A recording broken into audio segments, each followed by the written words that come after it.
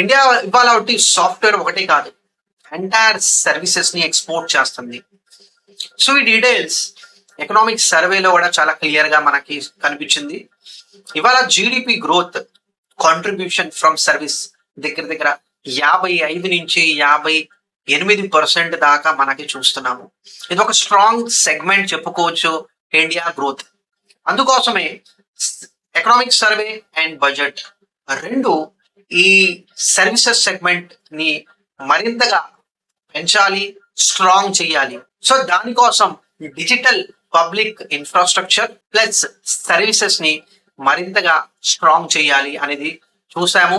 Even finance minister కూడా ఒక service segment ని గ్లోబల్ సర్వీస్ సెగ్మెంట్ లో ఇండియా ఒక 10% టోటల్ కాంట్రిబ్యూషన్ ఇండియా నుంచి రావాలి అనే విషయం కూడా మనకి చెప్పడం జరుగుతుంది. ఇది ఒక strong vision, long term Viksit Bharat 2047 vision తోటి ఈ డీటెయిల్స్ కూడా చాలా చాలా ఇంపార్టెంట్ మనం చెప్పుకోవచ్చు.